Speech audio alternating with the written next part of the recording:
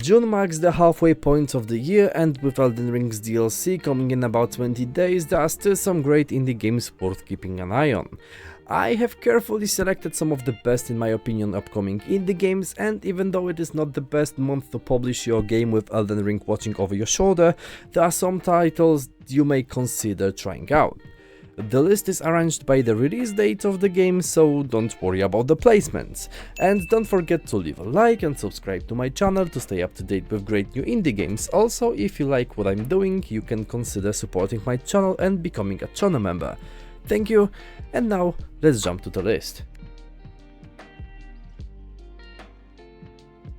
Let's start our list with Songs of Silence. This title is a strategy game set in a fantasy world threatened by the all-devouring silence. It's your typical 4X strategy game presented in a unique graphical style. You will explore this beautiful fantasy world, expand your kingdom, and fight enemies in single-player campaign mode or custom multiplayer maps. Set up ambushes or go for the front gates and lay siege to the cities, rebuild this destroyed realm using hard-won resources and defeat rival kingdoms. There are 3 distinct powerful factions to choose from, each with its own playstyle and own hero, with over 100 units and card effects. Yes, there is a card system, but it's not your typical deck building thing. Instead, you will use cards of fate granted by heroes and locations with unique actions. You can play them on the map or in real-time battles. This game has a lot to offer with beautiful art style and a promising future.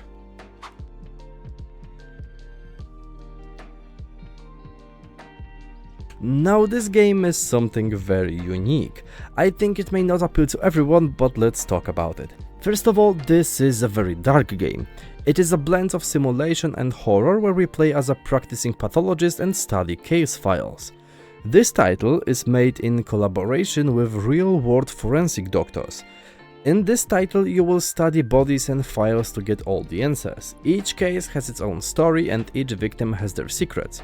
Your job is to solve mysteries and cases that are designed with the help of real-time pathomorphologists and forensic doctors. You will feel like you are really involved in the authentic autopsy process. Very detailed organs, bodies, injuries and really gruesome details are waiting for you in this game, so if you don't have a strong stomach, then maybe don't try this one. This is a unique combination of engrossing gameplay mechanics and spine-chilling moments. You are alone with dead bodies and their secrets. What can possibly go wrong?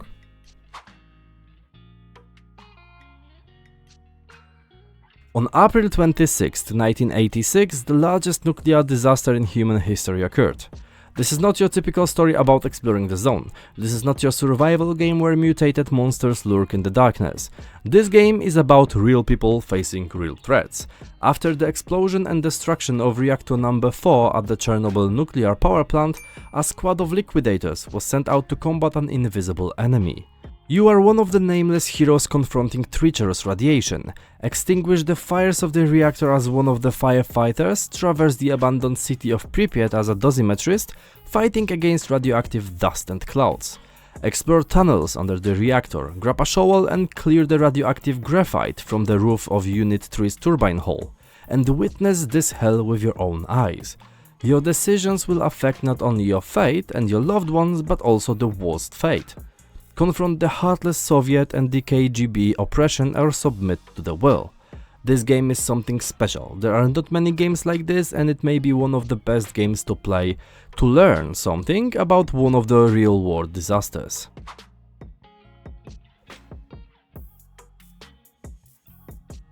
Dragon is Dead is your typical dark hack-and-slash roguelite action platformer game that also looks a lot like Blasphemous. This beautifully crafted pixel art game immediately caught my attention. As the title suggests, this game revolves around dragons. Every dragon that challenged the gods has fallen except their leader, Guernian. We must become a dragon slayer and stop him. We will face hordes of demons and monsters, learn their patterns and recognize their weaknesses to defeat them. We are able to use diverse skills and builds, obtain powerful equipment that will trigger different synergies for our build, and so on. I love the idea and the pixel art in this game, so I will definitely try it.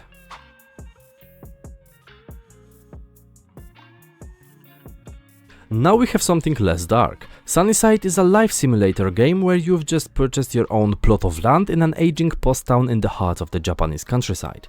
Now you have to create homestead that you can be proud of. This game promises a lot of freedom and focuses on individuality. You can create your very own character, build anything and anywhere on your plot of land, and customize your phone and drone. Yes, you will use modern technology to balance time between your new farm and social life.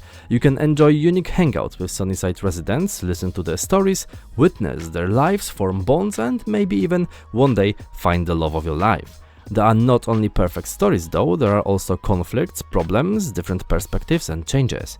Everything you can experience and see how it impacts other people's lives. Apart from that, you will explore and uncover secrets with your old companion, take care of your farm and live your life.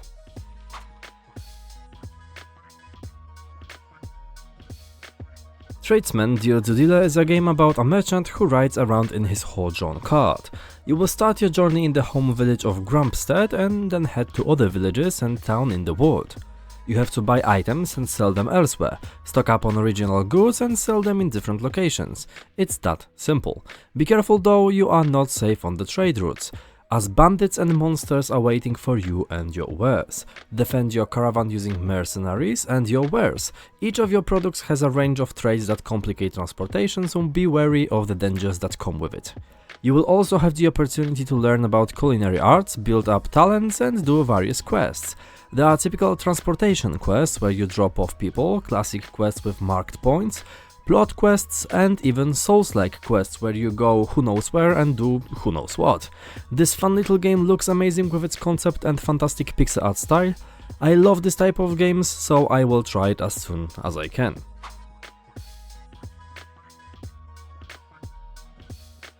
Another horror game on our list. This one tells the story of an offshore oil rig worker fighting for their life through a vicious storm, perilous surroundings and the dark freezing North Sea waters. All lines of communication have been destroyed, all exits are gone, the only thing left is us and the unknowable horror. Our job is to search for our crew and help them survive if we can. This game is reminiscent of old school horror titles like Amnesia or Penumbra. I think you know at least one of them. It actually comes from the Chinese Room, creators of Amnesia A Machine for Pigs, so it's no surprise that the mechanics are very similar. This is a game where you run, jump, climb, crouch and do whatever else you can to survive. There are no guns, no magic abilities, no swords or other weapons. The only way to survive the horrors is to avoid them or run from them. Experience the beauty and ferocity of the sea and try to escape the rig.